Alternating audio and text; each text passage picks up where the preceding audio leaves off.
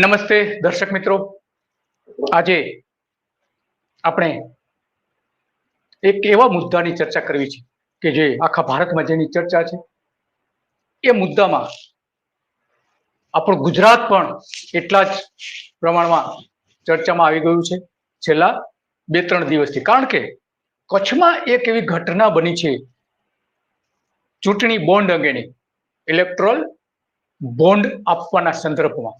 એક ઝૂંપડામાં રહેતા એક ખેડૂતે ભારતીય જનતા પાર્ટીને ચૂંટણી લડવા માટે 11 કરોડ રૂપિયાનું ફંડ આપ્યું છે. 11 કરોડ રૂપિયાનું. અને એની આખી ચર્ચા આખા ભારતમાં થઈ રહી છે. કારણ કે આ જે બોન્ડ છે એક ગરીબ ખેડૂતના જે ફેમિલી છે એના દ્વારા આપવામાં આવ્યું હતું. એ આખી શું ઘટના છે એ અંગેની આપણે ચર્ચા કરીશું. અને એટલા માટે આજે આ એક ઇસ્યુ ઉભો થયો છે કે એક સામાન્ય ગરીબ ખેડૂતની પાસેથી પણ રાજકીય પક્ષોને ફંડ આપવામાં આવે છે. અને આ ફંડ એક કંપની કે જે કચ્છમાં આવેલી છે એ કંપની દ્વારા એ ફંડ આપવામાં આવ્યું છે અને એ છેતરપિંડીથી આપવામાં આવ્યું છે. અને એની ચર્ચા આખા ભારતમાં હવે થવાની જ છે, સ્વાભાવિક છે. અને એ ચર્ચાની જે આખી જે સનસનીભર્યો રિપોર્ટ જે તૈયાર કર્યો છે એ આપણા જયેશભાઈ શાહ આપણી સામે આવી ગયા છે. જયેશભાઈ શાહ, તમારું સ્વાગત છે ફરી સત્ય ડેમાં. પહેલા તો તમને અભિનંદન કે એક કચ્છમાં એક ગરીબ પરિવારની તમે વાત રજૂ કરી તમારી વેબસાઇટ ઉપર, અને એ આખી વાત જે બહાર આવી છે એના કારણે ભારતીય જનતા પાર્ટી અને બીજા પક્ષોમાં મોટી હિલચાલ હવે ઊભી થવાની છે. કારણ કે આ હજુ બહુ લોકો સુધી પહોંચ્યું નથી. અને એટલા માટે આખી આ ચર્ચા આપણે હાથ ધરી રહ્યા છીએ અને બધી વિગતો એમાં ચર્ચા કરીશું કે શું ખરેખર આ ઘટના છે કે એક ગરીબ ખેડૂતે ભારતીય જનતા પાર્ટીને 11 કરોડ રૂપિયા કેમ આપ્યા, શું કારણ છે, એની પાછળના રહસ્ય શું છે, કોણ એની પાછળ પીઠબળ હતું, કોણે એની સાથે કેવા પ્રકારની રમત રમી હતી, એ બધી જ વાત આપણે આજે કરવાના છીએ. જયેશભાઈ, તમે જે રિપોર્ટ આપ્યો છે એ બહુ સરસ છે. અને પેલા તો આપણે આ રિપોર્ટ શું છે એ આ બોન્ડ આપણે આની ચર્ચા કરીએ પેલા આખા ભારતમાં જે બોન્ડની ચૂંટણી બોન્ડની ચર્ચા છે એમાં ગુજરાતમાં 10 કંપનીઓ એવી છે કે જેણે ભારતીય જનતા પાર્ટીને અને બીજી કેટલીક પાર્ટીઓને મોટા પ્રમાણમાં પૈસા આપ્યા છે. એનો રિપોર્ટ આપણે જોઈએ કે ખરેખર શું કઈ રીતે કઈ કંપનીને આપવામાં આવ્યું છે અને પછી આની આપણે ચર્ચા કરીએ. તો એ રિપોર્ટ શું છે, 11 કંપનીઓને, ગુજરાતની 11 કંપનીઓએ કઈ રીતે કેટલું ફંડ આપ્યું છે એ રિપોર્ટ જોઈ લઈએ. પેલા એક કંપનીઓએ ઇલેક્ટ્રોન બોન્ડમાં પૈસા આપ્યા છે કે લગભગ 400 કરોડ રૂપિયા જેવી રકમ થાય છે. આ ફંડ ગાંધીનગર અને અમદાવાદની સ્ટેટ બેંક ઓફ ઇન્ડિયા, કે જેને હવે સ્વિસ બેંક ઓફ ઇન્ડિયા પણ કહેવામાં આવે છે, એના મારફતે ખરીદી આપણે આપવામાં આવ્યા હતા. ગુજરાતમાં બેન્કો દ્વારા 2019-20માં 101 કરોડ રૂપિયા, 2022-23માં 106 કરોડ રૂપિયા બોન્ડ ભારતીય જનતા પાર્ટીના ખાતામાં જમા કરવામાં આવ્યા હતા. તમામ બોન્ડ દિલ્હીની ભારતીય જનતા પાર્ટીની જે ઓફિસ છે એ શાખામાં જમા કરવામાં આવ્યા હતા. ગુજરાત ભાજપના ખજાનચી અત્યારે સુરેન્દ્ર પટેલ છે, એમણે આજ સુધી આ અંગેનું કોઈ જ સ્ટેટમેન્ટ આપ્યું નથી. આવી લગભગ 10 કંપનીઓ એવી છે કે જેમણે 2019થી 2020 સુધીમાં લોકસભાની 2 ચૂંટણી જીતવા અને વિધાનસભાની 2 ચૂંટણી જીતવા માટે આવા બોન્ડ દ્વારા કરોડો રૂપિયાની મદદ ભારતીય જનતા પાર્ટીને અને બીજા પક્ષને પણ કરી છે. આવો જ એક બોન્ડ આ કચ્છમાં થયો છે અને એટલા માટે આ અત્યંત મહત્ત્વનું બની જાય છે. જે કંપનીઓએ બોન્ડ આપેલા છે એમાં કચ્છની કંપની એક છે રામકો સિમેન્ટ્સ, કે જેમણે 54 કરોડ રૂપિયા બોન્ડ આપ્યા છે અને ભાજપને તમામ બોન્ડ ગયા છે. નવેમ્બર 2022માં ગુજરાત વિધાનસભાની ચૂંટણી પહેલાં 15 કરોડ રૂપિયા એમણે આપ્યા હતા. હાલોલ અને વેરાવળમાં 7 પ્લાન્ટ ધરાવતી ગ્રાસિમ ઇન્ડસ્ટ્રીઝે 33 કરોડ રૂપિયા આપ્યા હતા.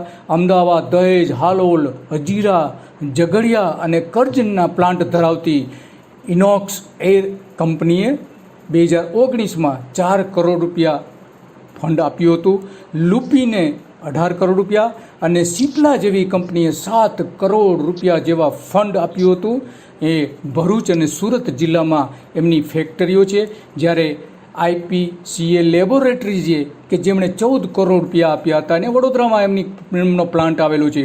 વડોદરા સ્થિત એલેમ્બિક ફાર્માસ્યુટિકલ્સ કંપનીએ 19,000 કરોડ રૂપિયાની જે કંપની છે એણે 11 કરોડ રૂપિયા આપ્યા હતા. પંચમહાલમાં આવેલી એક કંપનીએ 40,000 કરોડ રૂપિયાની જે કંપનીની વેલ્યુ છે એ ફ્લોરોકેમિકલ્સ કંપનીએ પણ આપ્યા હતા. ઉપરાંત વડોદરાની સન ફાર્મા લેબોરેટરીઝે 12 કરોડ રૂપિયાનું ચૂંટણી ફંડ આપ્યું હતું. વડોદરાની પટેલ હાઈવે મેનેજમેન્ટ કંપનીએ ₹1 કરોડના ઇલેક્ટ્રોલ બોન્ડ ખરીદ્યા હતા અને જેણે Ahmedabad express way, Vadodara Kim express way, Samras hostels અને કોર્ટના અનેક બિલ્ડિંગ આ કંપનીએ બનાવેલા છે. એ કંપનીએ પણ મોટું ફંડ આપ્યું હતું. આ ફંડ કેટલી કંપનીઓ ગુજરાતમાંથી આપ્યું છે એની આપણે ચર્ચા કરી છે. આ અંગેનો એક અહેવાલ હતો અને આ બધી જે બાબતો આપણે ચર્ચવાની છે તો આપણી સાથે જોડાઈ ગયા છે ડોક્ટર અમિત નાયક. કેમ છો ડોક્ટર અમિત નાયક? નમસ્તે. હવે આજનો જે આજે જે ચર્ચા છે એ તમે અડધો રિપોર્ટ તો જે સાંભળ્યો તમે આવ્યા પેલા કે ગુજરાતના 10 જેટલી કંપનીઓ એવી છે કે જે આ ઇલેક્ટ્રોલ બોન્ડમાં એને પૈસા આપેલા છે. એની ચર્ચા આ એક રિપોર્ટ આપણે જોતા હતા. અને આવો એક બોન્ડ કચ્છમાં એક સામાન્ય ખેડૂત છે, ગરીબ ખેડૂત છે, એ પરિવારે 11 કરોડ રૂપિયા આપ્યા છે. એનો આખો ઇસ્યુ ઉભો થયો છે. તો આપણે પેલા જે આખું સ્કેમ બહાર લાયા છે એ આપણે જયેશભાઈ શાહ કે જે એડવોકેટ ગોવિંદ રાફડા આ કેસ આખો લડી રહ્યા છે, એમની સાથે રહીને આ જો આખી બધી બાબતો જે બહાર લાવ્યા છે, તો જયેશભાઈ આ આખો કેસ શું છે એ થોડો ટૂંકમાં સમજાવશો? દિલીપભાઈ, સૌથી પહેલા મને આ માહિતી ગયા રવિવારે મળી હતી. અમારા ત્યાં એક બીજી વેબસાઇટ છે એમાં એક રિપોર્ટ આવ્યો હતો. એટલે મને રસ પડ્યો કે 11 કરોડ ખેડૂત શા માટે કોઈને આપે અને એને એવો તો શું ફાયદો થયો હશે કે એને ભારતીય જનતા પાર્ટીને 11 કરોડ બોન્ડ સ્વરૂપે એ લોકોને આપ્યા. એટલે આ બાબતે મેં તપાસ કરવાની શરૂ કરી અને એમના જે વકીલ છે અંજારના ગોવિંદભાઈ દાફડા, એમની સાથે વાત કરી. એમણે ઘણી બધી માહિતી મારી સાથે શેર કરી, ડોક્યુમેન્ટ એવિડન્સ આપ્યા બધા. અને એ સમજ્યા જાણ્યા પછી મને ખબર પડી કે આ એક ઘટના નથી, આ એક ઘટનાની અંદર ઘણા બધા ન્યૂઝના તત્વો રહેલા છે. સૌથી પહેલો તો એક ગરીબ ખેડૂતનો પરિવાર 11 કરોડના બોન્ડ કેમ આપે અથવા કેવી રીતે આપ્યા એ મુદ્દો છે. અચ્છા, એ 11 કરોડના બોન્ડમાં એક ખાનગી કંપની, એક ઉદ્યોગ સમૂહ વેલ્સપન કેવી રીતે સંકળાયેલું છે? પછી એ ઉદ્યોગને જે જમીન મળવાની હતી એમાં સરકારી મશીનરી કેવી રીતે કામ કરતી હતી? એટલે આવા ઘણા બધા મુદ્દાઓ સામેલ હતા. એટલે એને સમજતા, એનો અભ્યાસ કરતા મને ઘણો બધો ટાઈમ લાગ્યો અને ગઈકાલે આખરે એ સ્ટોરી મારી તૈયાર થઈ ગઈ અને મેં પબ્લિશ કરી હતી. એની અંદર મૂળ મુદ્દો એવો હતો કે અંજાર તાલુકાનું, કચ્છનું એક અંજાર તાલુકો છે, એમાં વરસામેડી નામનું ગામ છે. એમાં સવાભાઈ મણવર નામનો એક પરિવાર રહે છે, દલિત ગરીબ પરિવાર છે. એમની જમીન છે એક જગ્યાએ. એ જગ્યા એવી હતી કે જે વેલ્સપન જમીનને મળી જાય તો એમનું સારું એવું કામ થયું હતું. હવે એ જમીન નવી શરતની હતી, ટોચ મર્યાદાના કાયદા હેઠળ આવતી હતી. એટલે નિયમ મુજબ એને ખરીદી વેચી શકાય નહીં. એને જો લેવી હોય તો સરકારી પ્રક્રિયા, સરકારી નિયમોનો ઉપયોગ કરી એનું જમીન સંપાદન કરવું પડે અને એવોર્ડ આપી અને પછી એનું વળતર નક્કી થાય અને એ ખરીદી અથવા વેચી શકાય. આ બહુ સિમ્પલ નિયમ છે સરકારનો, રેવન્યુ વિભાગનો.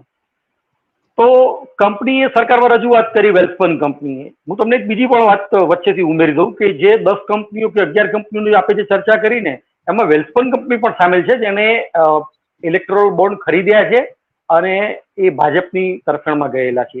આ વાત પણ છે. હવે આ વેલ્સપન કંપનીએ સરકારમાં રજૂઆત કરી, કચ્છ કલેક્ટરને વાત કરી હશે અને પ્રક્રિયા ચાલુ થઈ જમીન સંપાદિત કરવાની, એવોર્ડ આપવાની વાતની. તો એ વખતે તત્કાલીન જે ડેપ્યુટી કલેક્ટર હોય, આમાં એવું નિયમ છે કે જે તે પ્રાંતના ડેપ્યુટી કલેક્ટર હોય ને એ જમીન સંપાદન અધિકારી હોય. એટલે એમણે આ આખું પ્રકરણ ચલાવ્યું.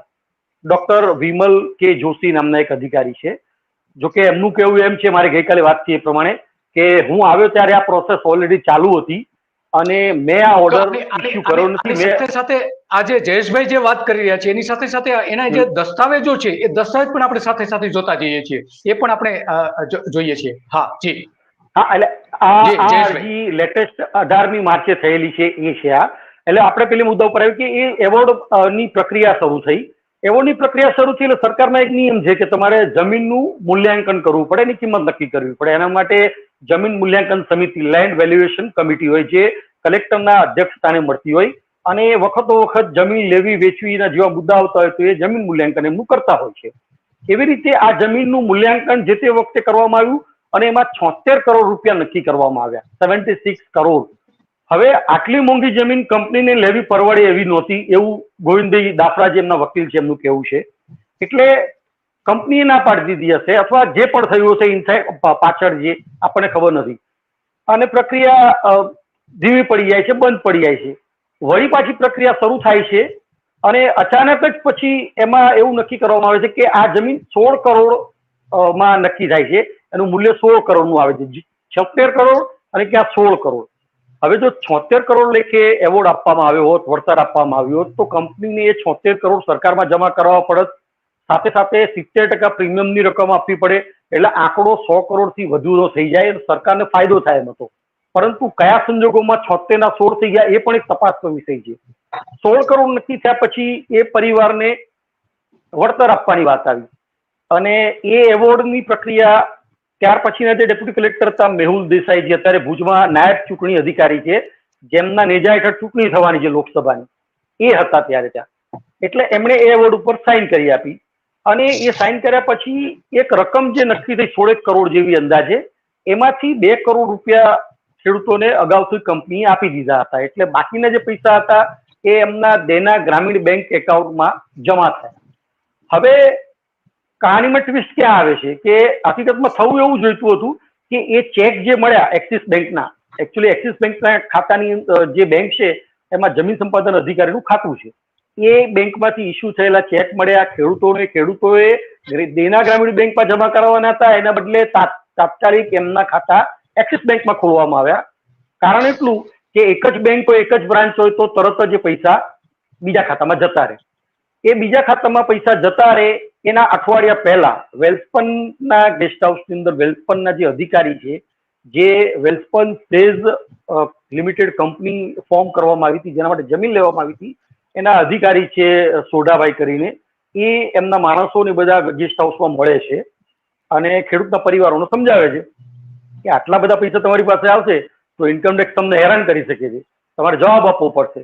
એના કરતા એક કામ કરો, તમે ઇલેક્ટોરલ બોન્ડ છે એની અંદર તમે પૈસા આપો તો તમારા પૈસા પણ સચવાઈ રહેશે અને અમુક સમય પછી એ તમને દોઢી રકમ મળશે, એમ કરીને એમને લલચાવવામાં આવ્યા. હવે એ વખતે ઇલેક્ટોરલ બોન્ડ શું એ કોઈને ખબર નહોતી. આ તો સુપ્રીમ કોર્ટે ચુકાદો આપ્યો કે ઇલેક્ટોરલ બોન્ડ શું છે અને એની માહિતી આપવાની છે, કોણે લીધા અને કોને મળ્યા, એ બધી રેકોર્ડ સુપ્રીમ કોર્ટના આદેશને પગલે સ્ટેટ બેંક ઓફ ઇન્ડિયાએ રિલીઝ કરી. અને રિલીઝ કર્યા પછી એ લોકોને ખબર પડી કે આ જે લિસ્ટ આવ્યું છે ઘણા બધા લોકોનું, 437 પેજનું જે લિસ્ટ સ્ટેટ બેંક ઓફ ઇન્ડિયાએ આપ્યું છે, એની અંદર અંજારના ગરીબ ખેડૂતોના પણ નામ છે.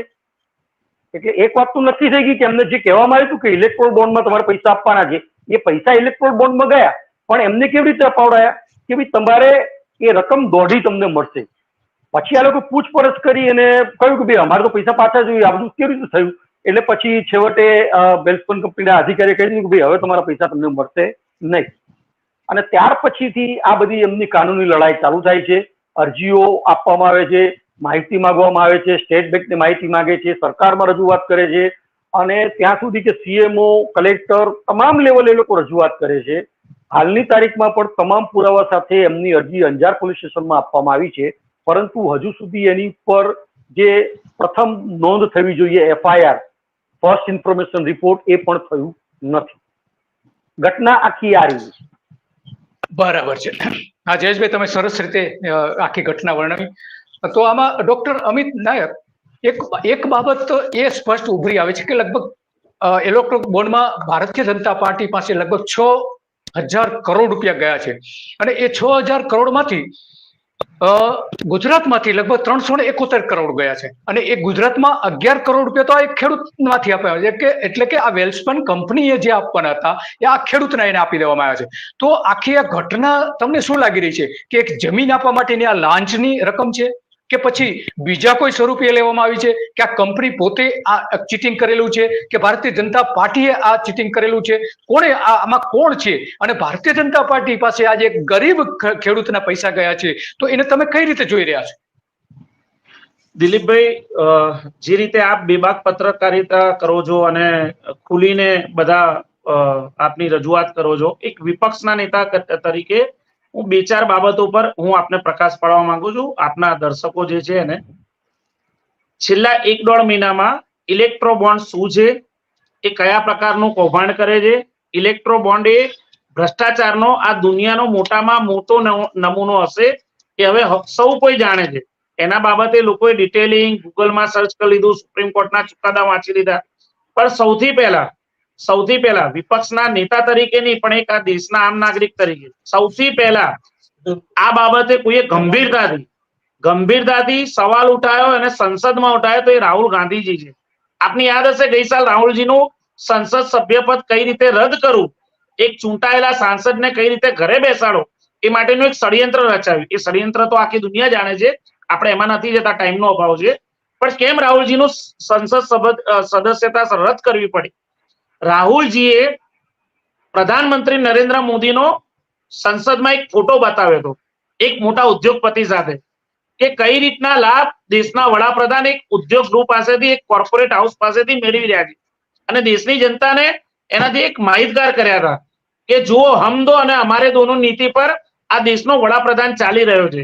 જે દેશના વડાપ્રધાન લોકોને છેતરીને વડાપ્રધાન બન્યા કે એક મામૂલી ચાય વાળો જો, ગરીબ ઘરનો છોકરો જો, 16 લાખના સૂટ પહેરે, 5 લાખની પેન બ્લેઝરમાં ભરાવે, એનાથી મને કોઈ વાંધો નથી. પણ દેશની જનતાને જે મૂર્ખ બનાવ્યો, એક ઓબીસી સમાજમાંથી આવું છું, ગરીબ માનો દીકરો છું, ચા વેચીને પેટીઓ રહ્યું છે. ડોક્ટર તમને અટકાવીશ. આપણો આજનો મુદ્દો છે બોન્ડ્સ. બોન્ડ્સ ઉપર ઘણું બધું બોલી એના પર જ આવું બોન્ડ પર જ આવું છું દિલીપભાઈ. દેશની સંસદમાં એક જવાબદાર વિપક્ષ તરીકે રાહુલજીએ સૌથી પહેલા દેશની સંસદના માધ્યમથી દેશની જનતાને જાણ કરી હતી કે જે અદાણી કંપનીને 10,000 કરોડ કરતા વધારેની જે સેલ કંપનીઓમાંથી દાન મળ્યું છે એ કોના દ્વારા આવ્યું છે? રાહુલજી આ પ્રશ્ન ઉઠાવ્યો હતો. ત્યારબાદ સમયાંતરે આપણને કોર્ટના માધ્યમથી જાણવા મળ્યું કે ઇલેક્ટ્રો બોન્ડને લાવવામાં આવ્યું ત્યારે આ દેશની આરબીઆઈના વડાઓએ ચિંતા વ્યક્ત કરી હતી.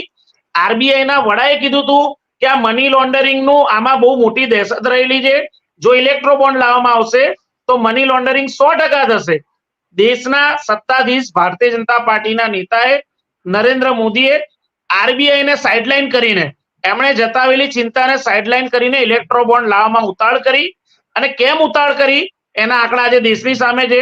બીજી બાબત આપે છે, આ ખેડૂતનું ઉદાહરણ આપ્યું. આ ખેડૂત માત્ર નહીં, આ ગુજરાતનો કિસ્સો નથી દિલીપભાઈ. 400 કરોડ કરતા વધારે રકમ એવી 66 કંપનીઓ જોડેથી મળી ભારતીય જનતા પાર્ટીને ઇલેક્ટ્રો બોન્ડ દ્વારા, જેમનો 0 પૈસાનો પ્રોફિટ છે. 0 પૈસાનો. જે કંપનીએ 0 પૈસાનો પ્રોફિટ નથી કર્યો એવી ટોટલ 66 કંપનીઓએ 400 કરોડ કરતા વધારે રકમના ઇલેક્ટ્રો બોન્ડ ખરીદ્યા બીજેપી માટે.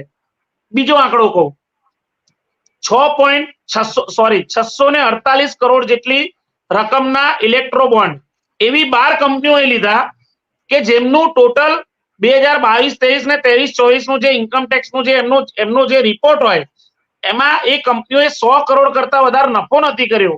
બધી કંપનીઓનો ટોટલ સરવાળો કહું છું દિલીપભાઈ. જે 12 કંપનીઓએ ટોટલ 100 કરોડ રૂપિયાનો પ્રોફિટ નથી કર્યો એવી 12 કંપનીઓએ 648 કરોડ રૂપિયા જેટલાના electro bond Bharatiya Janata party માટે લીધા છે. આ ભ્રષ્ટાચાર નથી તો શું છે દિલીપભાઈ?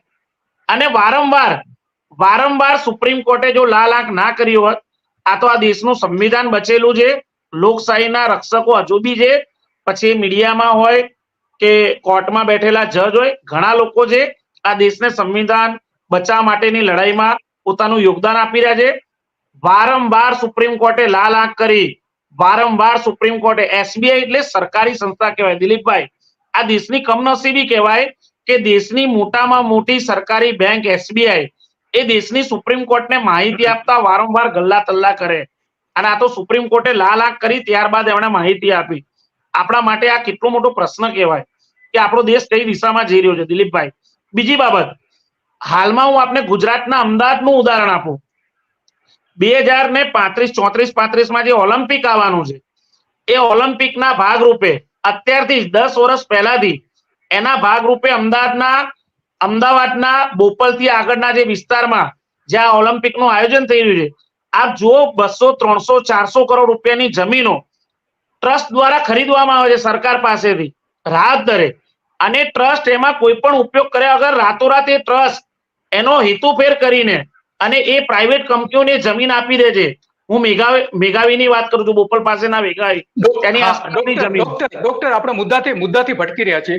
કચ્છના આ જે ખેડૂત છે, એ ખેડૂતે જે 11 કરોડ રૂપિયા આપેલા છે, ગુજરાતમાંથી જે ફંડ ગયું છે, એ ફંડના લગભગ 3% થાય છે. એક ગરીબ ખેડૂત 3% ફંડ આ ભારતીય જનતા પાર્ટીના આ ખેડૂતને આપણે જોઈ રહ્યા છે. જે ખેડૂત જો એને કઈ રીતે બેઠા છે, એને બેસવાનો, એની પાસે બેસવાનો ખાટલો પણ નથી, પલંગ પણ નથી, એવા ખેડૂત એની પાસેથી 11 કરોડ રૂપિયા લેવામાં આવ્યા છે. 11 કરોડ રૂપિયા લેવામાં આવ્યા છે. તો આપણે આ જે Torrent pharma, Torrent power company આપે ત્યાં સુધી બધું બરાબર છે કે કંપની આપે, પરંતુ આ એક ગરીબ ખેડૂત પાસેથી 11 કરોડ રૂપિયાની રકમ લેવામાં આવી છે, તો એને તમે કઈ રીતે જુઓ છો? દિલીપભાઈ, આ ખેડૂતને હું માનું છું, આ એક ખેડૂતનો કિસ્સો નથી. હું આપને એ બી યાદ દેવડાવવા માંગુ છું કે સુરતના પેલા ભજીયાવાલા, બીજી ટીવી ચેનલમાં જે કઈ ચાલતું હોય આપણે ચાલવા નથી દેવું, બરાબર છે? માત્ર ને માત્ર આજે આ કચ્છના ખેડૂતોને બોન્ડનો ઇસ્યુ છે, જેને જે કરવું હોય તે કરે, પરંતુ આ જે 3% રકમ આ ખેડૂતની ગઈ છે, આ કંપનીએ એને આપી છે, તો એને તમે ઠગાઈનો કિસ્સો ગણો છો? એને તમે લાંચ ગણી રહ્યા છો કે કોંગ્રેસ એને કઈ રીતે જોઈ રહી છે? આ કોંગ્રેસની વાત છે, બીજી બધી આડાવડી વાતો આપણે કરવી નથી. કોંગ્રેસ પાર્ટી અને વિપક્ષ તરીકે અમે સીધું તમારા માધ્યમથી અને અનેક માધ્યમથી અમે કહી ચુક્યા છે કે ચંદા દો ઓર ધંધા લો એક જાતનો કરપ્શન, અને બીજું એનું નામ છે વસૂલી. જે રીતે ગુંડા મવાલીઓ વસૂલી કરી રહ્યા છે, એ જે સરકાર પોતે જે વસૂલી કરી રહી છે, એ નાનો માણસ હોય, નાનો ખેડૂત હોય કે મોટો ઉદ્યોગપતિ, અમને તમે આટલો ચંદો નહીં આપો તો તમારી આવી બની છે. કોના દ્વારા? સરકારી સંસ્થાઓ, ઈડી હોય, સીબીઆઈ હોય, ઇન્કમટેક્સ હોય, એના દ્વારા. પછી એમાં નાનો માણસ બી બાકાત નથી, નાનો ખેડૂત હોય કે મોટો વેપારી બી. દિલીપભાઈ, સીધો આક્ષેપ કરું છું, અને સરકાર પર કરું છું, નરેન્દ્ર મોદી પર કરું છું. ડોક્ટર સાહેબ, આની અંદર એક મુદ્દો ઉમેરું દિલીપભાઈની સાથે એક મુદ્દો ઉમેરું છું. આપણે થોડીક વાત ભટકી રહી છે. ઇલેક્ટ્રોલ બોન્ડ સુધી આપનો મુદ્દો બરાબર છે ડોક્ટર સાહેબ, કોંગ્રેસે વિરોધ કર્યો, બધી વાત તમારી સાચી. આ કિસ્સો થોડો અલગ છે, યુનિક છે. હું કઈ રીતે તમને સમજાવું કે દિલીપભાઈ કહ્યું એ પ્રમાણે કોઈ કેટલા પૈસા નફા કરતી, નુકસાન કરતી, જીરો નુકસાન વાળી કે જે પણ હોય એ કંપનીઓ એ પૈસા આપે ને તો ક્યાંક ને ક્યાંક એમને લાભ મળ્યો છે, અથવા એના કઈ કારણ હશે, એ આપણે ખબર નથી. આ કિસ્સામાં ખેડૂતોને કોઈ લાભ મળવાનો જ નહોતો. એ લોકોને ખોટી વાત કરીને છેતરવામાં આવ્યા છે કે તમને 1.5 ગણી રકમ મળશે, અને આ રકમ આપવામાં આવી એની પાછળનું તમે લોજિક સમજો. હું તમને આખી વાત કરું કે એ રકમ બોન્ડમાં લેવા માટે જે ગેસ્ટ હાઉસમાં લોકો ભેગા થયા હતા, એ વેલ્સપન કંપનીના એક અધિકારી હતા, અંજાર ભાજપ શહેરના પ્રમુખ ડેની ઉર્ફે હેમંત શાહ જે છે એ હતા, 2-3 એના માણસો હતા, અને બધાએ ભેગા થઈ અને પછી એમને ઉતાર્યા ખિસ્સામાં, આપણી ભાષામાં કહીએ તો, અને પછી એમને બોન્ડ લેવડાવ્યા છે. એ બોન્ડ એ લોકો લેવડાવી અને પોતાનું સ્કોર સેટ કરતા હતા. ભારતીય જનતા પાર્ટીની અંદર અંજારમાંથી 11 કરોડ જાય તો કોનું સારું લાગે? ખેડૂતનું સારું ના લાગે, ત્યાંના નેતા કે કાર્યકરનું સારું લાગે. અને એ કોઈ કંપની દ્વારા જાય તો કંપનીનું સારું લાગે, અને આ બધી પ્રોસેસ કોણે કરી? તો સરકારી અધિકારીઓ, તો એમનું સારું લાગે. તો જેટલા પણ લોકો જાણે અજાણે આ ઘટનામાં સામેલ છે, એ બધા પોતાનો સ્કોર મોટો કરી રહ્યા હતા. કોના ભોગે? તો એ ગરીબ દલિત ખેડૂતને મૂર્ખ બનાવીને.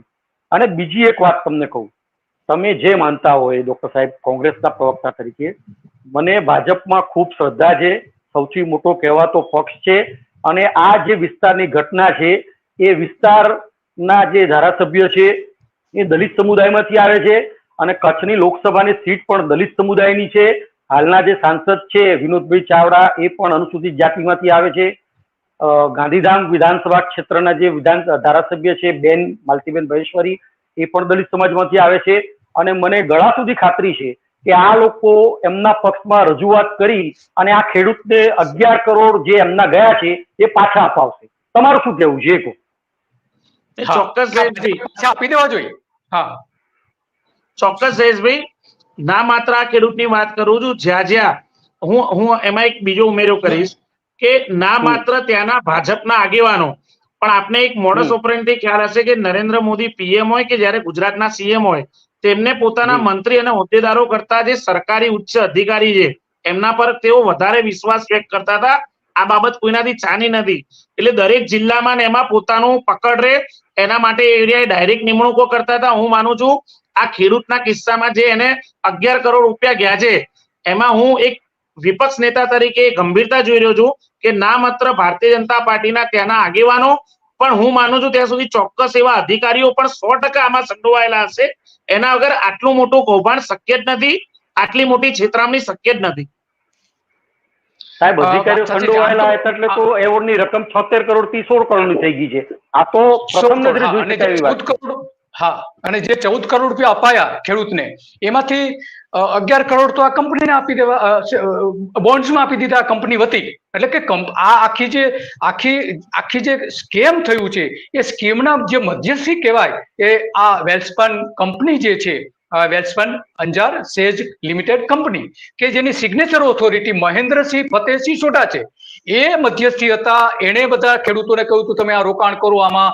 તો એ આખો ખરેખર તો આ કંપની આના માટે જવાબદાર છે. એની સાથે સાથે ભારતીય જનતા પાર્ટીના જે નેતા છે, ડેની તરીકે ઓળખાય છે, એ પણ આની સાથે જોડાયેલા હતા. તો આખો એક આ સ્કેમ છે ખેડૂતને છેતરવા માટેનું, અને આ રીતે ભારતીય જનતા પાર્ટી કરી રહી છે. ગરીબ ખેડૂતના પૈસા લઈને ચૂંટણી લડવા માંગે છે. દિલીપભાઈ, હું તમારી વાતથી સહમત નથી. ભારતીય જનતા પાર્ટીએ ચીટિંગ કર્યું નથી. એમના જે નેતાઓ છે ગાંધીનગરમાં કે દિલ્હીમાં, એ લોકોને તો બિચારાને ખબર પણ નથી. આ સ્થાનિક નેતાઓ આ ગડબડ કરી છે, અને આ વાત ગાંધીનગર કે દિલ્હી પહોંચે ને તો આ ખેડૂતને 100% પૈસા પાછા મળી જશે. બરાબર છે. યસ દિલીપભાઈ, જયેશભાઈ, માફી માંગુ છું. ધારો કે આ ખેડૂતના કિસ્સામાં તમે એમ કહો છો કે ભારતીય જનતા પાર્ટી જવાબદારી નહીં, સ્થાનિક નેતાઓ, તો હું આપને એક બીજું આદર પૂનાવાલા જે વેક્સિન ચંદા દો ઓર વેક્સિન નો કોન્ટ્રાક્ટ જેને મળ્યો છે, તો સીધું નરેન્દ્ર મોદી સાહેબે જેને વેક્સિન બનાવવાનો કોન્ટ્રાક્ટ આપ્યો હતો, અને થ્રુ આઉટ આખા દેશ જાણે છે કે કઈ તારીખે એમણે ઇલેક્ટ્રો બોન્ડ ખરીદ્યા અને કઈ તારીખે એમને વેક્સિન બનાવવાનો પરવાનો આપ્યો. માત્ર 150-200 રૂપિયામાં જે વેક્સિન અવેલેબલ થવી જોઈએ એના 600 ને 800 રૂપિયા આપણા જોડે વસૂલવામાં આવ્યા છે. એ પણ આપણે ભૂલવું ના જોઈએ. વાત સાચી છે ડોક્ટર. આમાં મૂળ વાત શું છે કે જે ટોચ મર્યાદા ધારો છે એનું આમાં ક્યાંક ને ક્યાંક કોઈ જગ્યાએ મિસયુઝ પણ થયું છે. કે જે આ કચ્છની જે કંપની છે વેલ્સપન ગ્રુપની, એમાં એના દ્વારા ત્યાં સેજ જે બનાવવામાં આવતો હતો, એ સેજની વચ્ચે આ ખેડૂતની જમીન આવતી હતી. તો એ કંપની ખરીદી શકે એમ નથી. જુઓ આમાં સ્કેમ ક્યાં થાય છે. કંપની પોતે ખરીદી શકે એમ નથી, કારણ કે એ જમીન ટોચ મર્યાદા ધારાનો કાયદો લાગતો હતો, અને એમાં એ ખરીદી શકે એમ નથી. એટલા માટે એને આખી પ્રોસેસ કરી કે સરકાર અમને એનું વળતર આપીને અમને આપે, અને એનું વળતર અમે કંપની તરફથી ચૂકવીશું. તો આ આખી જે ઊભી વાત થઈ, એમાં જે જેમની પાસેથી જમીન લેવામાં આવી, અંજાર તાલુકાના વરસામેડી ગામના જે સવાભાઈ કારાભાઈ મણવર અને એના પરિવારના એની સાથે કેટલાક જોડાયેલા લોકો છે, અને બીજા એક પણ જે આ જમીનની સામે બીજા પણ એક કુટુંબ જોડાયેલું છે. તો એની આ જમીન હતી, એની નવી શરત તમે જમીનની ટોચ મર્યાદા ધારા હેઠળ આવતી હોવાથી એની સીધી બજારમાં વેચી શકાય કે ખરીદી શકાય એમ નથી. તો જો કંપની આ જમીન લેવી હોય તો સરકારને લાવવી પડે, અને સરકારને લાવવા માટે થઈને આ 11 કરોડ રૂપિયાને બીજી બધી કેટલીક રકમો પણ આપી હશે. તો એને તમે લાંચ રૂપે જોઈ રહ્યા છો. ચોક્કસ દિલીપભાઈ, આને લાંચ જ કહેવાય. અને કઈ પ્રકારની લાંચ કે આપવી જ પડશે. જો તમે ના આપો તો તમે લાંચ આપવાની ના પાડી તો તમે સરકારી અધિકારી અને તંત્રનો કઈ હદે દુરુપયોગ થાય છે. હું માનું છું આ એ જ વેસ્પન કંપની છે કે જેમાં અગાઉ ગુજરાતના એક કલેક્ટર આજે જેલમાં પણ છે, જેમણે મોદી સાહેબ વિરુદ્ધ અવાજ ઉઠાવ્યો હતો. આ જ કચ્છની વેસ્પન કંપની છે ને કે જે તે સમયે કચ્છના જે કલેક્ટર હતા શર્માજી, આજે જેલની હવા કહી રહ્યા છે. કેમ જો એમના વિરુદ્ધ કોઈ પણ પુરાવા એવા હતા તો ભાઈ એમને પહેલા કેમ જેલમાં, જ્યારે એમણે નરેન્દ્ર મોદી અને ભાજપ વિરુદ્ધ અવાજ ઉઠાયો ત્યારબાદ બધા કાગળિયા ભેગા કરવામાં આવ્યા, જૂના કેસો, જૂની ફાઇલો, અને આજ સુધી એઓ જેલમાં છે. એટલે તમે સરકારી તંત્ર મશીનરીનો, અને હું તો માનું છું જેટલા ભારતીય જનતા પાર્ટીના હોદ્દેદારો જે કરપ્શન કરે છે એમાં ક્યાંક ને ક્યાંક ચોક્કસ ગુજરાતના અધિકારીઓની મિલીભગત છે, અને તેઓ દિવસ રાત ખોટું કરે છે. એ ગૃહ વિભાગ હોય કે રેવન્યુ ડિપાર્ટમેન્ટ હોય, તમામે તમામ વિભાગોમાં ભ્રષ્ટાચાર આજે પણ ફલ્યો ફૂલ્યો છે. કારણ કે આ જમીન છે ને લગભગ 43-44 હજાર ચોરસ મીટર જેટલી જમીન હતી, અને એ જમીનની જો બજાર કિંમત ગણવામાં આવે તો જે રીતે જયેશભાઈ કોઈ એ રીતે 76 કરોડ રૂપિયા જેવી એ જમીન થઈ જતી હતી. અને સરકારને આ જમીન જો એ બજાર ભાવે લેવામાં આવે તો એને ખરેખર જે વેલ્યુએશન કમિટી બનતી હોય છે જમીન મહેસૂલ વિભાગની, એણે આ કિંમત નક્કી કરી હતી, એનાથી નીચે ભાવે આપી દીધી તો અબજો રૂપિયાનું, કરોડો રૂપિયાની સરકારને પણ આમાં ખોટ ગઈ છે. તો જે પ્રદીપ શર્મા સામે કેસ કરવામાં આવ્યો હતો એના કરતા પણ આ ગંભીર કેસ છે, અને એ અધિકારી અત્યારે કચ્છની ચૂંટણી સંભાળી રહ્યા છે, એમાં મહત્વની એની ભૂમિકા છે. તો આ ચૂંટણી પર અસર કરશે ડોક્ટર? ચોક્કસ દિલીપભાઈ, અમે આજની ડિબેટમાં જ નહીં, અમે વારંવાર આ વાત કહીએ છીએ કે આ લડાઈ જે ના માત્ર વિપક્ષ અને સરકાર વચ્ચે છે, આ લડાઈ જે લોકતંત્રને બચાવવાની. કેમ લોકતંત્રને બચાવવાની? કે અમે ગમે તેટલી મહેનત કરીએ, જનતા અમારી પક્ષે છે, જનતા સરકારને નકારે છે, આ ભ્રષ્ટાચારના મોડેલને નકારે છે, પણ છતાં પણ ચૂંટણીઓમાં પરિણામ એવા આવે છે જેને આપણે જનતા જનાર્દનનો આદેશ માનીને સર માથા પર રાખીએ છીએ. પણ એ જનાધાર અને એ જનાદેશ કેમ આ ટાઈપનો આવે છે?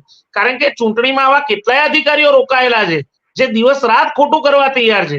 આપ જુઓ કે ચૂંટણી પંચની જે કામગીરી છે, જે જવાબદારી, આજે ઇલેક્શન જાહેર થવાનું હતું એના માત્ર 5 દિવસ પહેલા ચૂંટણી પંચના એક કમિશનરે રાજીનામું આપી દીધું, માત્ર 4 દિવસ પહેલા. આ બધી ઘટનાઓની કદી તપાસ નથી થતી દિલીપભાઈ, અને એના મૂળ સુધી પહોંચવામાં નથી આવતું. એ બી એક આપણી કમનસીબી છે. આમાં જે આ બોન્ડ આપવાની વાત થતી હતી ત્યારે ગેસ્ટ હાઉસમાં, કંપનીના ગેસ્ટ હાઉસમાં જે ખેડૂતો સાથે મીટિંગ થતી હતી, તો એ જે મીટિંગ થતી હતી એમાં કચ્છના જે ભાજપ શહેરના પ્રમુખ હેમંત તરીકે જે છે, અને એને ત્યાં સ્થાનિક લોકો ડેની તરીકે પણ ઓળખે છે, ડેની રજનીકાંત શાહ, એ પણ ત્યાં હાજર રહેતા હતા. તો આ આખી જે પ્રક્રિયા થઈ એમાં આ ભારતીય જનતા પાર્ટીની કોઈ ભૂમિકા હોય, ભારતીય જનતા પાર્ટીના નેતાની કોઈ ભૂમિકા હોઈ શકે છે, કારણ કે એ એના નેતાઓ પાસે કદાચ સારું દેખાડવા માંગતા હશે. તો આ નેતાએ એની સામે કોઈ પગલા ભરવા જોઈએ, એની સામે કોઈ ફરિયાદ કરવી જોઈએ, અથવા તો આ નેતાને ભારતીય જનતા પાર્ટીએ રાજીનામું લઈ લેવું જોઈએ, એવું તમે એવું કઈ માની રહ્યા છો? ચોક્કસ દિલીપભાઈ, હું હજુ બી માનું છું કે આપના જેવા અનેક નિડર પત્રકારો જે ભૂતકાળમાં, જો ગુજરાતના કાર્યાલય મંત્રી કહી શકાય, અને બે મહાનગરપાલિકાના પ્રભારી અમદાવાદ, સુરતના એવા મહત્વના હોદ્દા પર બિરાજમાન પ્રદીપસિંહને બી ભારતીય જનતા પાર્ટીને ક્યાંક એવું લાગ્યું કે ભાઈ પ્રદીપસિંહ આઉટરાઇટ જઈને સરકારી તંત્રનો, મશીનરીનો દુરુપયોગ કર્યો. તો એક કિસ્સામાં એ ઘટના આપના જેવા પત્રકારો જાણે જ છે કે આખી ઘટના શું હતી. સરકારને લાગ્યું કે ભાઈ આ ઘટના ઉજાગર થશે તો ક્યાંક પાર્ટીને, પક્ષને નીચા જવું પણ થશે, એટલે સાનમાં સમજાઈને એ ભાઈને જ કમલમમાં પ્રવેશબંધી કરાવી દીધી કે ભાઈ થોડા મહિના શાંતિ રાખો. એટલે જ્યાં આવી ઘટનાઓ બને છે ત્યાં પાર્ટીને મને કે કમને એક્શન લેવા પડે છે. હું માનું છું આવી અનેક ઘટનાઓ છે. આજે જે કચ્છની જ આપણે વાત કરી છે, જમીન ભ્રષ્ટાચારની, કચ્છની દરિયાઈ સીમાડો જે અત્યારે ગુજરાતનો 1600 કિલોમીટરનો દરિયાઈ વિસ્તાર છે, એમાં હું માનું છું કે બે ચાર વર્ષમાં એવી તો કઈ ભૌગોલિક પરિસ્થિતિ, કચ્છનો 1600 કિલોમીટરનો દરિયાઈ વિસ્તાર ના ઘટ્યો છે ના વધ્યો છે, ના ભૌગોલિક વિસ્તાર વધ્યો ઘટ્યો છે. અને એક જ સરકાર છે, 30 વર્ષથી હું માનું છું ગુજરાતમાં ભાજપ છે. એવા કઈ ઘટનાઓ બની કે છેલ્લા 2-3 વર્ષમાં અરબો રૂપિયાનું, કરોડો રૂપિયાનું ડ્રગ્સ કચ્છની સીમામાંથી ઘૂસે છે, અને આજે એને ગુજરાતનું સિલ્ક રૂટ કહેવામાં આવે છે. ઇન્ટરનેશનલ લેવલે ગુજરાતનું આવા કૌભાંડો કચ્છમાં જ કેમ થાય છે? આ દિલીપભાઈ, આ સમજવા જેવી બાબત છે કે ભારતીય જનતા પાર્ટીના નેતાઓ જમીન કૌભાંડ કરે તો એમાં કચ્છના આગેવાનનું નામ આવે, ત્યાં આગળ અનૈતિક પ્રવૃત્તિ ચાલે, ડ્રગ્સની, દારૂની કે કોઈ પણ એ રીતની, તો પણ કચ્છનું નામ આવે. અને કોઈ મોટા ઉદ્યોગ ગૃહો, કોર્પોરેટ કંપનીઓ જેને હજારો લાખો હેક્ટર જમીન મફતના ભાવમાં સરકારને નુકસાન થાય આ ગુજરાતની સરકારને આ દેશની જનતાને નુકસાન થાય. ડોક્ટર અમિત, આ એવો જ કિસ્સો છે. આ જે કચ્છમાં જે ઘટના બની છે એ કચ્છમાં 70% પ્રીમિયમ સરકારને મળે એમ હતું. આ જો જમીન ખરેખર કાયદા પ્રમાણે, કાયદાની પ્રક્રિયા પ્રમાણે કામ થયું હોત તો 70% પ્રીમિયમ મળ્યું હોત. અને એ સમયે અંજારના તાત્કાલિક નાયબ કલેક્ટર તરીકે કોણ હતા? ડોક્ટર વી.કે. જોશી, એટલે કે એને વિમલભાઈ કિશોરચંદ્ર જોશીના નામે એને આ જાહેરનામું પ્રસિદ્ધ કર્યું હતું. અને એમાં આખી પ્રક્રિયા જે ખરેખર થવી જોઈએ એ પ્રક્રિયા પૂરેપૂરી થઈ નથી. એની સામે વાંધાઓ પણ કેટલાક ઉઠાવવામાં આવ્યા હતા. બિપિનચંદ્ર વેગડ કે જે રૂગનાથ મહાદેવ મંદિરના પૂજારી પણ છે, શંભુ પ્રસાદના વારસદારો પૈકીના એક છે, એ લોકોએ વાંધો ઉઠાવ્યો હતો. એ વાંધાને ડેપ્યુટી કલેક્ટરે ગ્રાહ્ય રાખ્યા ન હતા. આ એક અત્યંત ગંભીર બાબત છે. અને વી.કે. જોશીની અમદાવાદ ખાતે બદલી કરવામાં આવી હતી RSC તરીકેની, અને એને ટ્રાન્સફર કરવામાં આવ્યા હતા. આ પ્રક્રિયા કર્યા પછી અને બીજા એક ત્યાંના જવાબદાર તરીકે, પ્રાંત અધિકારી તરીકે મેહુલ દેસાઈને મૂકવામાં આવ્યા હતા 17 ઓગસ્ટ 2023 ના રોજ. જાહેરનામું પ્રસિદ્ધ થયાના 1 વર્ષ પૂરું થાય એ પહેલા એને 3 દિવસ પહેલા જ આ બધી પ્રક્રિયા પૂરી કરી હતી. તો આખી જે પ્રક્રિયા થઈ હતી આ જમીન આપવા માટેની, એ પ્રક્રિયા શંકાના દાયરામાં છે એવું આ ખેડૂતો પણ કહી રહ્યા છે. આપણે ખેડૂતો જે આપણી સાથે જોડાવાના હતા, કેટલાક ખેડૂતો પણ ટેકનિકલ કારણોસર, ખેડૂતોને ખબર નહીં, ખેડૂતોને પણ ઈચ્છા નથી આપણી સાથે જોડાવાની, એમની સાથે આપણે સંપર્ક કર્યો હતો. અને એટલા માટે એમને રિક્વેસ્ટ પણ કરી હતી કે તમે આ તમારો મુદ્દો આમાં રજૂ કરો, પરંતુ ખેડૂતોએ રજૂ કર્યો નથી. એટલે ખેડૂતો પણ ગભરાઈ ગયા હોય એવું લાગી રહ્યું છે આમાં, નહીતર આપણી સાથે જોડાયા હોત. એટલા માટે આ લેન્ડ વેલ્યુએશન કમિટી જે એનો જે ઓર્ડર હતો એને ધ્યાનમાં લીધા વગર આ અધિકારીઓએ આખી જમીન 76 કરોડને બદલે માત્ર 16 કરોડમાં આપી દીધી. જે રીતે આપણે જયેશભાઈએ આપણે કહ્યું એ રીતે. તો આ આખું સ્કેમ તમે જુઓ છો, કઈ રીતે એને જોઈ રહ્યા છો. 60 કરોડ રૂપિયા ઓછામાં ઓછા સરકારને નુકસાન ગયું છે, અથવા તો એ પ્રકારનું ખેડૂતોને પણ એટલું જ નુકસાન ગયું છે. તો શું આમાં આ જે અધિકારીઓ છે, આ બંને અધિકારીઓ, એની સામે કોઈ પગલાં લેવા જોઈએ? ડોક્ટર દિલીપભાઈ, હું માનું છું કે જો કચ્છના જ તત્કાલીન કલેક્ટર પ્રદીપ શર્મા પર તમે કીધું કે બહુ નજીવો કિસ્સો હતો, આની સરખામણીમાં તો એ ના બરાબર ગણાય. જો એમની પર એક્શન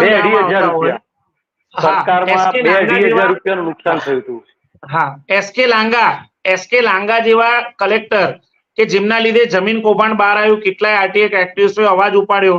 અને જો એસકે લાંગા જે સરકારના માનીતા અધિકારી હતા, પણ જયારે આ કૌભાંડ મીડિયામાં અને આરટીઆઈ એક્ટિવિસ્ટોએ જયારે ઉજાગર કર્યું, સોશિયલ મીડિયા પર જયારે ચમક્યું, ક્યાંક ને ક્યાંક એવું લાગ્યું કે ચૂંટણીઓ નજીક છે. જે રીતે લાંગાની ધરપકડ થઈ, તો હું માનું છું કે જો આવી સરકાર એમ કહેતી હોય કે અમે સંવેદનશીલ સરકાર છીએ, ઝીરો કરપ્શન કરીએ છીએ, તો હું ચોક્કસ માનું છું કે આમાં તપાસ થવી જોઈએ. અને જે રીતે કોઈ કાગળ પુરાવા વગર વિપક્ષના નેતાઓની ઉપરાછાપરી ધરપકડ કરવામાં આવે છે ઈડી સીબીઆઈ દ્વારા, તો આવડા મોટા કેસમાં આટલી ગંભીર અને આટલા પુરાવા છે, કાગળ છે, સરકારને કરોડો રૂપિયાનું નુકસાન થયું છે, આવા કેસોમાં કેમ સરકાર મૌન ધારણ કરી લે છે કે ધૂતરાસ બનીને બેસે છે?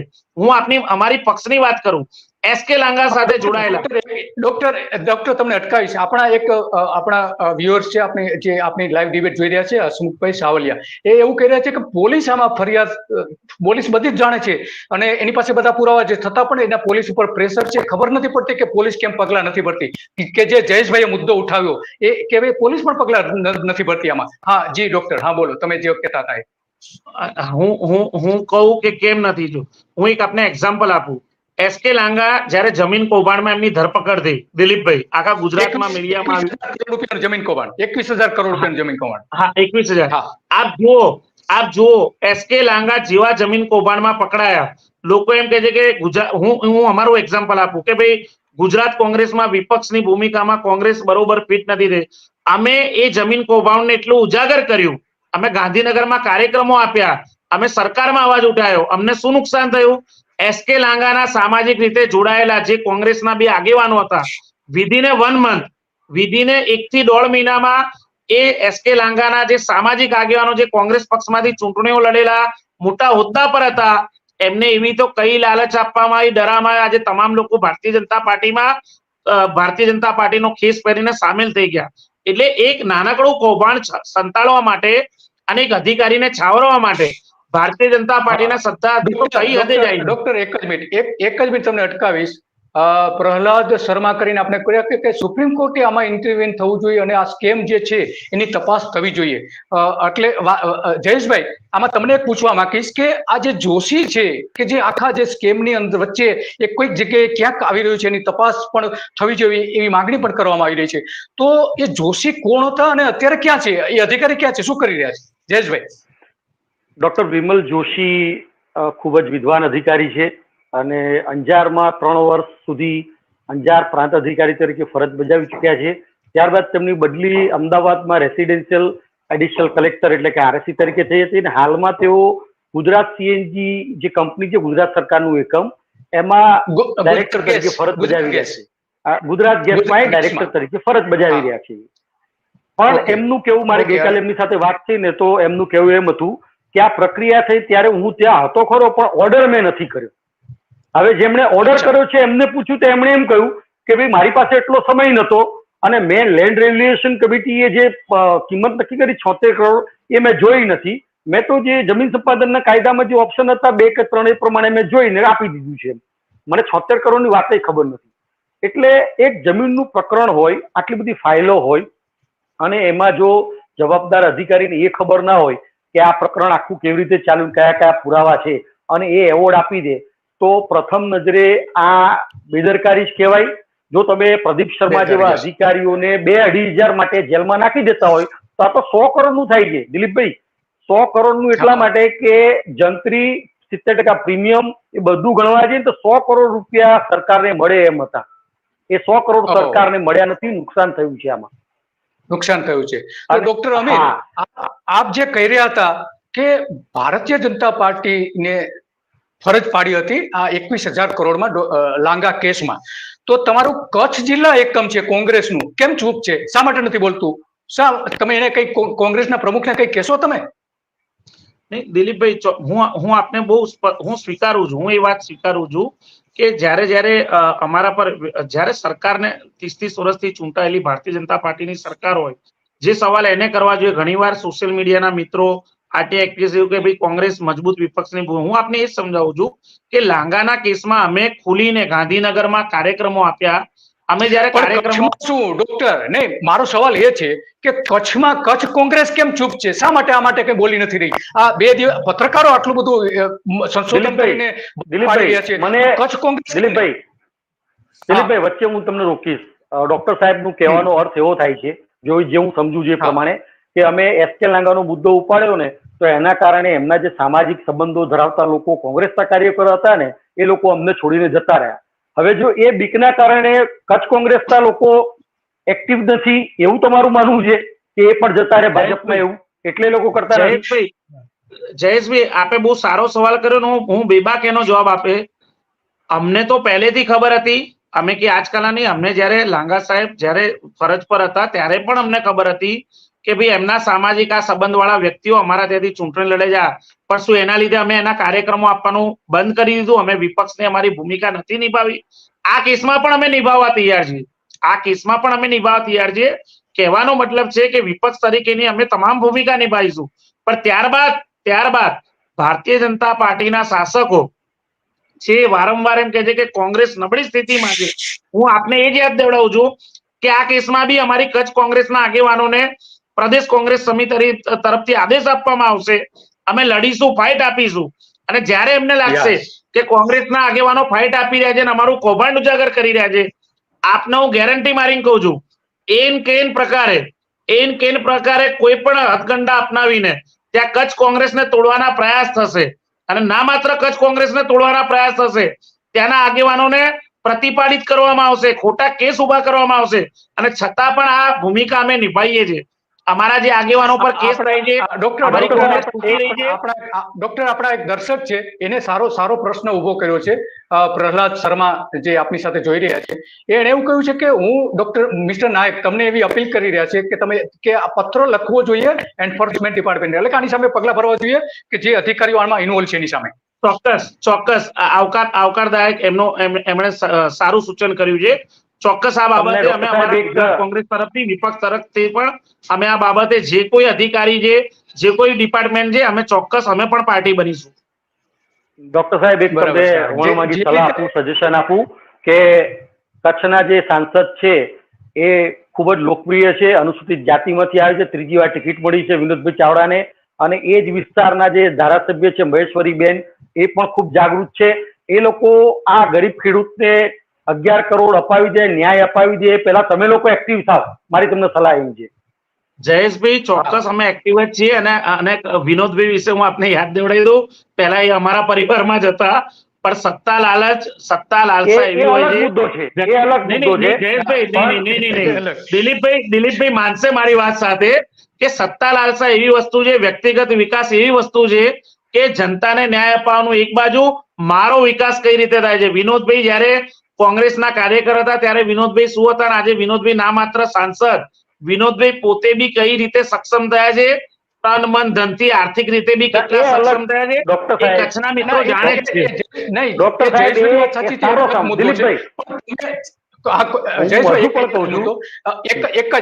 એક જ જે રીતે કોંગ્રેસે કચ્છમાં મગફળી સળગાવી દેવાના જે સ્કેમ થયા હતા સરકાર દ્વારા, વિજય રૂપાણીની સરકાર વખતે, અને જે ભૂમિકા ભજવી હતી સારામાં સારી ભૂમિકા હતી. ત્યાર પછી જે ખારેક સ્કેમ કહીએ છીએ આપણે, ખારેક કરીને જે મહિલાઓનું શારીરિક શોષણ કરેલું હતું આ ભારતીય જનતા પાર્ટીના નેતાઓએ, અને એ ભારતીય જનતા પાર્ટીની કાર્યકર્તાઓ હતી, અને એમાં એક મર્ડર પણ થઈ ગયું હતું. એમાં જે કોંગ્રેસે આંદોલનની ભૂમિકા ભજવી હતી, સારામાં સારી ભજવી હતી. તો આ ખેડૂતને ન્યાય અપાવવા માટે તમે શું કરવા માંગો છો? મૂળ વાત એ જયેશભાઈની પણ એ વાત છે. ચોક્કસ દિલીપભાઈ, આપ લોકો, આપ મીડિયા એક આ દેશનું બંધારણનું સ્તંભ કહેવાય. આપે અમને આ બાબતે ઉજાગર કર્યા છે. શરૂઆત કચ્છ કોંગ્રેસ સમિતિથી થશે કે કચ્છ કોંગ્રેસના મિત્રો આ ખેડૂતને ન્યાય આપવા માટેના કયા કાર્યક્રમો ઘડે છે. લોકસભાની ચૂંટણીઓ છે, અને ચૂંટણીના માહોલ વચ્ચે જ કોંગ્રેસના ત્યાંના અમારા આગેવાનો આ બાબતને ઉજાગર કરશે. ત્યારબાદ અમે જાણીએ છીએ કે કચ્છ કોંગ્રેસનું જે ધારાસભ્ય હોય કે સાંસદ છે તેઓ ભારતીય જનતા પાર્ટીના છે. અમારા સત્તામાં કોઈ મોટા હોદ્દેદાર ત્યાં છે નહીં. સંગઠનનું માળખું જે કાર્યક્રમો આપશે એને સત્તાના જોરે ક્યાંક ને ક્યાંક દબાવવાના પ્રયાસ બી થશે. જો એને દબાવવાના પ્રયાસ થશે તો ગુજરાત પ્રદેશ કોંગ્રેસ સમિતિ પણ એક ખેડૂતને ન્યાય અપાવવા કે આગામી દિવસોમાં એના માટેના ત્યાં આગળ જે કોઈ પણ પ્રયાસ હોય એ હાથ ધરશે, એમાં ક્યાંય પાછી પાની નહીં કરે.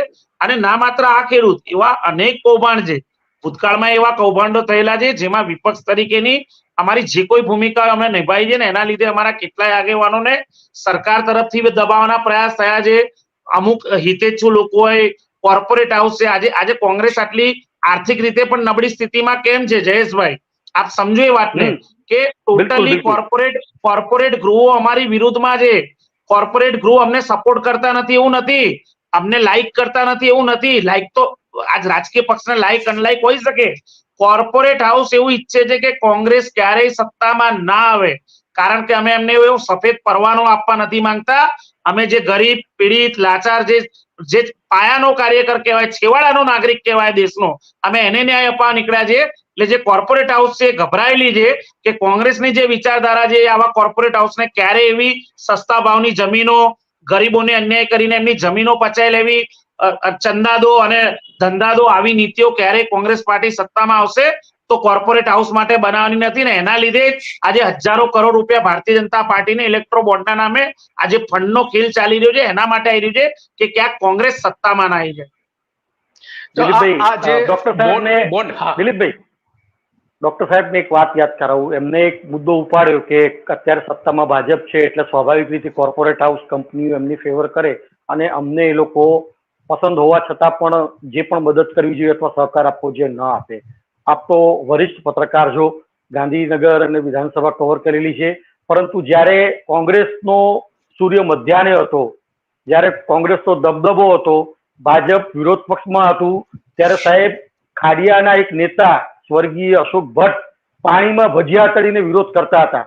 વિરોધ કરવાની જે સ્ટાઇલ છે ને ભાજપની, એ કોંગ્રેસે અપનાવી જોઈએ. એ એગ્રેસિવ રીતે લડવું જોઈએ. તમે નથી લડતા એવું નથી, પરંતુ એ વિરોધ લોકો સમક્ષ જવો જોઈએ, લોકોને લાગવું જોઈએ કે તમે એની માટે લડો છો. જયેશભાઈ, આપને એ જ લાઈનને ટોકું છું ત્યારે કોંગ્રેસ પાર્ટી સત્તામાં હતી અને વિપક્ષને પણ એ ચાન્સ આપતી હતી, વિપક્ષના નેતાઓને પણ એ આઝાદી આપતી હતી લોકશાહી ઢબે કાર્યક્રમ કરવાની. આજે એ આઝાદી આપને દેશમાં ક્યાંય દેખાય છે? હું આપને એ જ કહેવા માંગુ છું. કોંગ્રેસ સત્તામાં હતી તો બી કોંગ્રેસે લોકશાહીને ટકા માટે અને મજબૂત વિપક્ષને પણ એક પ્લેટફોર્મ પૂરું પાડવાનું કામ કોંગ્રેસ પાર્ટીએ કર્યું છે. કારણ કે કોંગ્રેસ પાર્ટીની તો નીમ એના આધારે નખાઈ હતી કે ના માત્ર દેશને આઝાદી અપાવી અંગ્રેજો જોડેથી, પણ એક એવા ભારતનું નિર્માણ કરવું જ્યાં લોકશાહી દેશ બને, લોકો સ્વતંત્રતાથી પોતાના ન્યાય અને હકની લડાઈ લડી શકે, એના માટે અવાજ ઉઠાવી શકે. નહીં, મને ગર્વ છે અમે સત્તામાં હોઈએ ના હોઈએ પણ અમે વિપક્ષને પણ એ પ્લેટફોર્મ આપ્યું હતું કે અમારી સામે આવો, સરકારમાં અમે ક્યાંય ખોટું કર્યું છે તો અમારી સામે અવાજ ઉઠાવો. એના માટેનું જે પ્લેટફોર્મ અમે સત્તામાં હતા આપ્યું હતું, આજે હું માનું છું ભારતીય જનતા પાર્ટી સત્તામાં બેઠા બાદ એ લોકશાહીને આજે જે ગળે ટૂંપો દેવામાં આવ્યો છે, આજે એની ગંભીરતા પણ સમજવી પડશે. ના, તમે બિલકુલ સાચા છો. ચૂંટણી પંચે પણ કહ્યું છે કે લેવલ પ્લેઇંગ ફિલ્ડ હોવું જોઈએ, પણ દેખાતું નથી કે સમાન અવસરો બધાને મળી રહ્યા છે. એટલે ડોક્ટર સાહેબ, મૂળ મુદ્દો એ જ છે કે એક વિરોધ પક્ષ તરીકે તમે તમારે જેટલી પણ કરી રહ્યા છો, એક પત્રકાર તરીકે, પત્રકારત્વ તો એ કદી ન વિખેરાતો વિરોધ પક્ષ છે. તમે તો 5 વર્ષમાં કદાચ સત્તામાં જતા રહેશો અથવા બીજા 5 વર્ષ પછી પાછા વિપક્ષ થઈ જશો, પરંતુ પત્રકારત્વ એ કદી ન વિખેરાતો વિરોધ પક્ષ છે. એટલે અમે તો, તમે સત્તામાં આવીશું તો તમારી ટીકા કરીશું, ભાજપ સત્તામાં આવશે તો ભાજપની ટીકા કરીશું.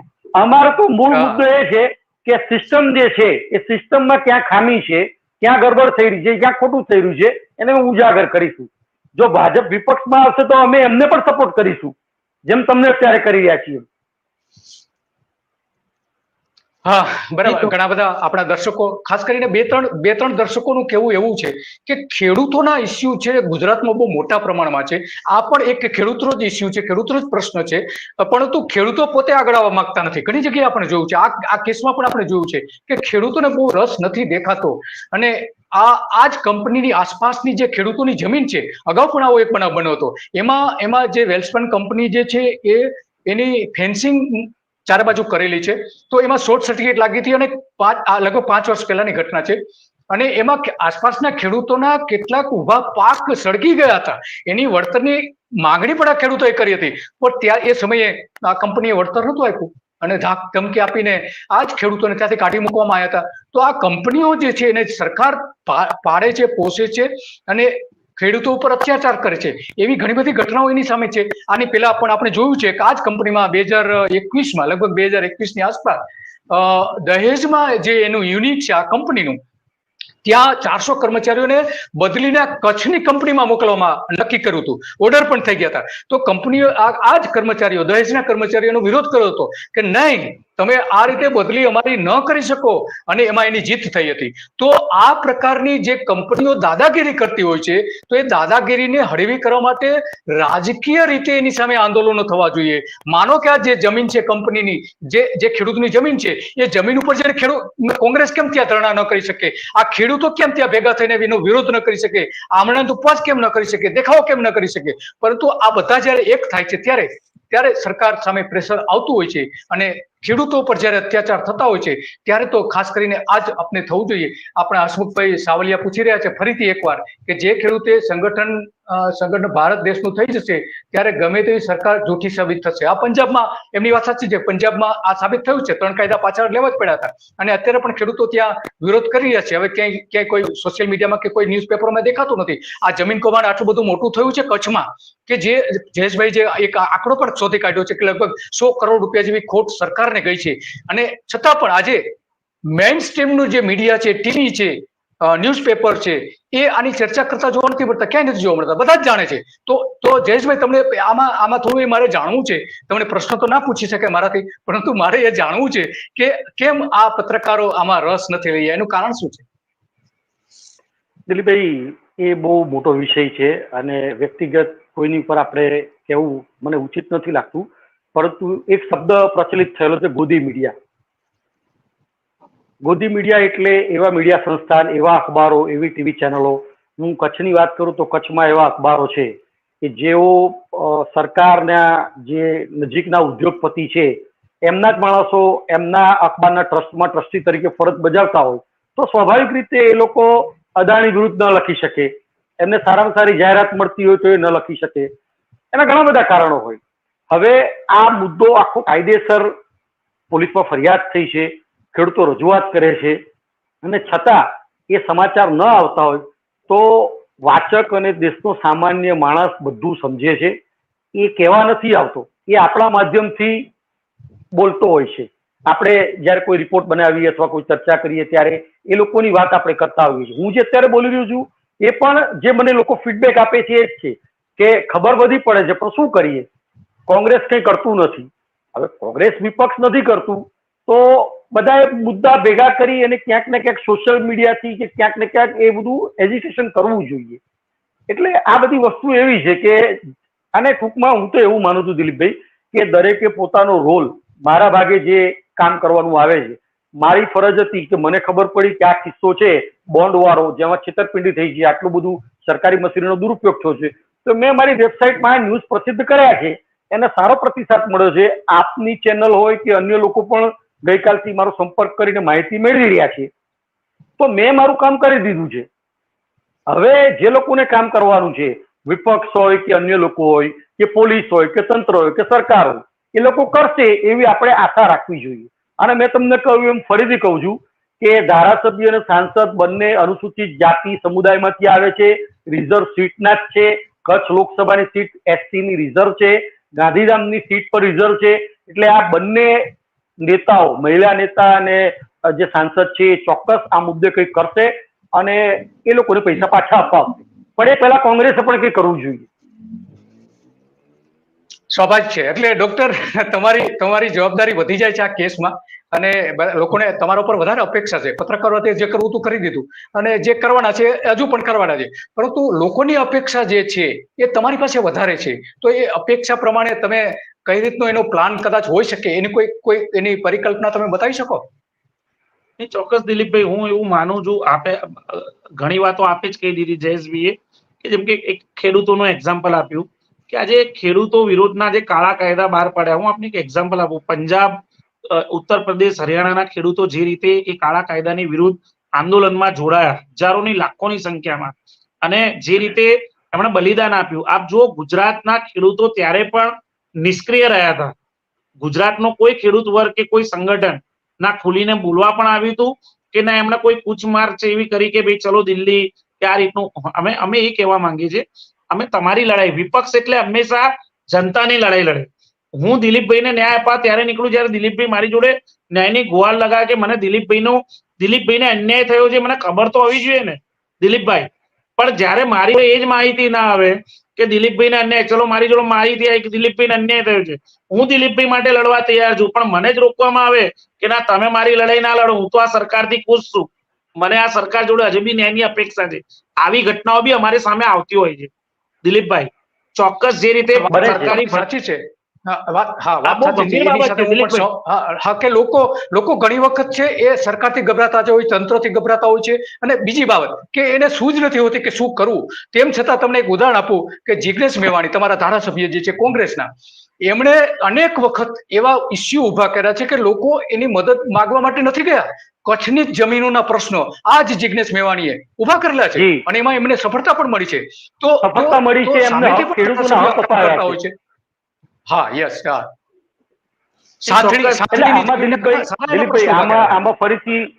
આમાં ફરીથી એક વાત ઉમેરું કે જેના માટે લડવાનું છે એ કદાચ નબળા હશે, ખબર નહીં પડતી હોય, એ લોકો તમારી પાસે નહીં આવે, એ બની શકે.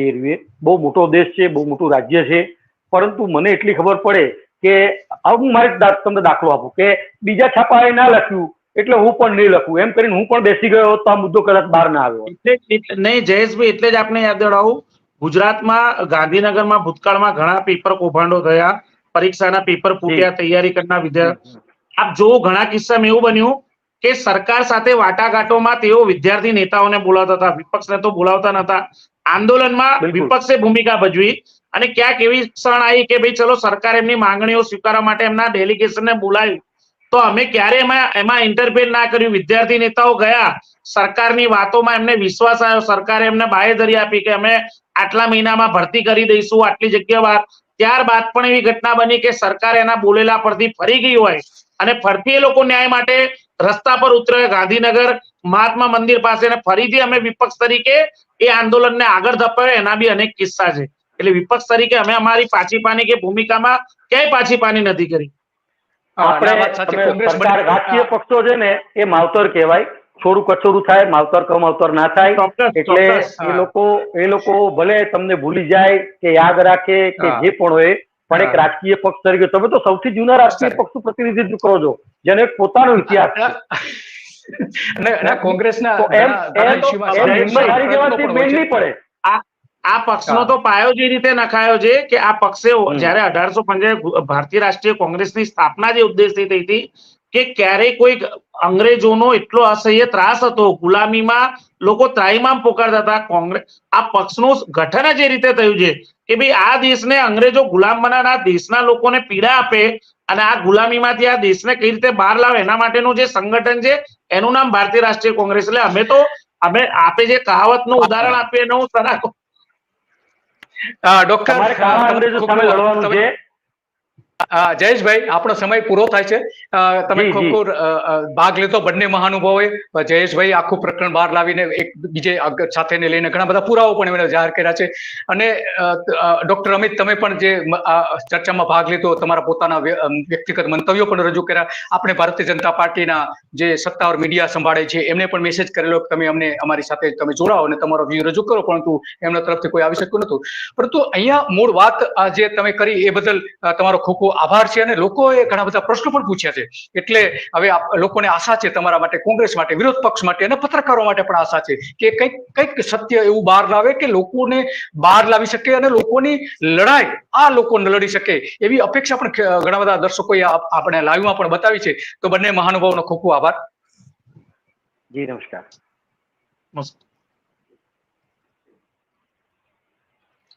તો આ ચર્ચા હતી આખી, અને આ બધી જ બાબતમાં આપણે આશા રાખીએ કે સરકાર આમાં કંઈક પગલા ભરે અને એક ગરીબ ખેડૂતના 11 કરોડ રૂપિયા ભારતીય જનતા પાર્ટીને ચૂંટણી લડવા માટે ફંડ આપેલું છે, એ 11 કરોડ રૂપિયા અત્યારે લોકસભાની ચૂંટણીમાં વપરાવાના જ છે. એ જે ફંડ ગયું છે એમાંથી એમાં વપરાવાના જ છે.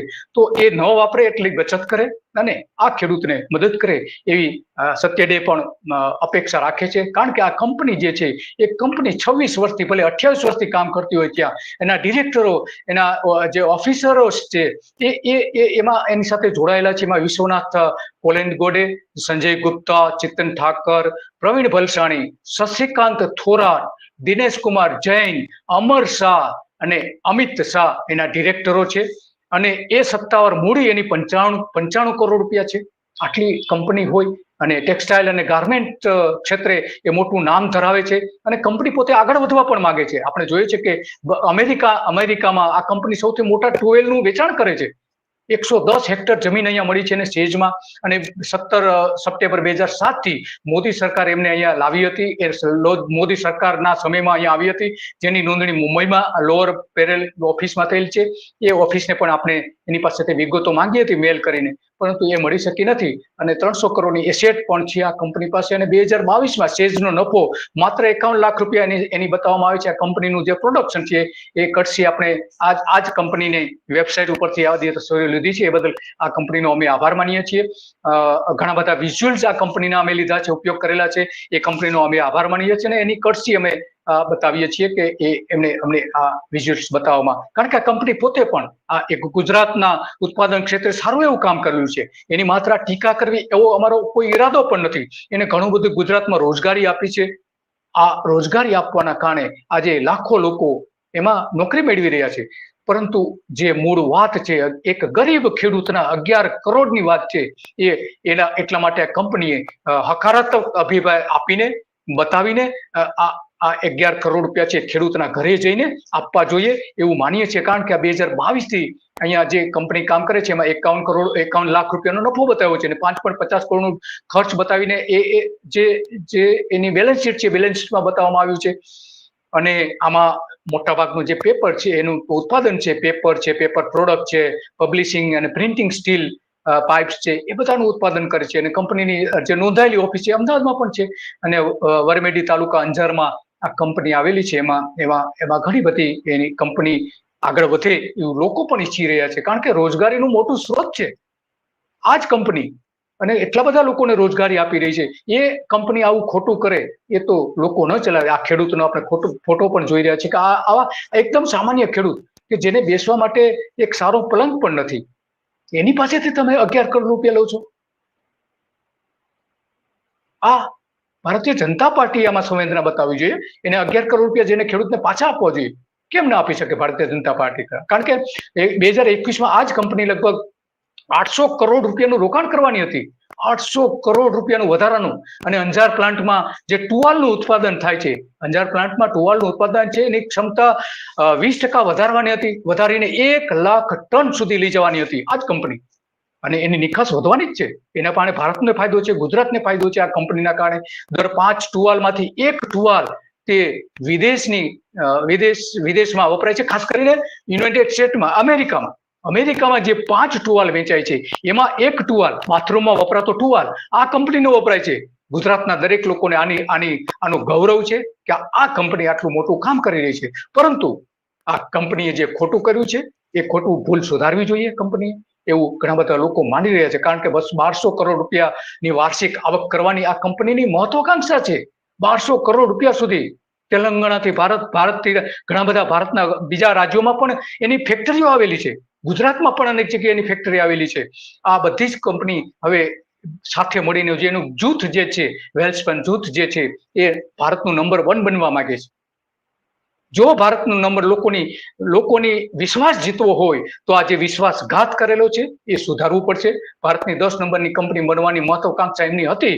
2016માં કંપનીએ જાહેર કર્યું હતું કે 1985થી ભલે અમારી સ્થાપના થઈ હોય, પરંતુ અમે એશિયામાં હોમ ટેક્સટાઇલ્સના સૌથી મોટા ઉત્પાદકમાંના એક બની ગયા છીએ. ગુજરાતની 2 મિલોમાં વેલ્સપન ઇન્ડિયા લિમિટેડના 24,000 કર્મચારીઓ કામ કરી રહ્યા છે. આટલી બધી તો મોટી રોજગારી આપી રહી છે આ કંપની. અને 3 લાખ સ્પિનિંગ એકમો પર વાર્ષિક 1 લાખ ટનનું યાર્નનું ઉત્પાદન કરે છે. 1 લાખ ટન વાર્ષિક આટલું મોટું ઉત્પાદન કરે છે. અને ગુજરાતના ખેડૂતોનો કપાસ આ કંપનીમાં વપરાઈ રહ્યો છે. ખેતીને પણ ફાયદો થઈ રહ્યો છે. તો કંપની કેમ આવું કરી રહી છે?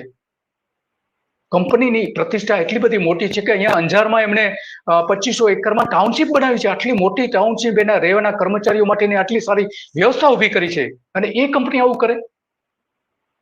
આ સવાલ અમારો નથી, આ સવાલ ગુજરાતની જનતાનો છે. અને એ જનતા વતી આ કંપની અને ભારતીય જનતા પાર્ટી આ ગરીબ ખેડૂતો માટે કંઈક કરશે એવી આપણે અપેક્ષા રાખીએ છીએ. નમસ્તે.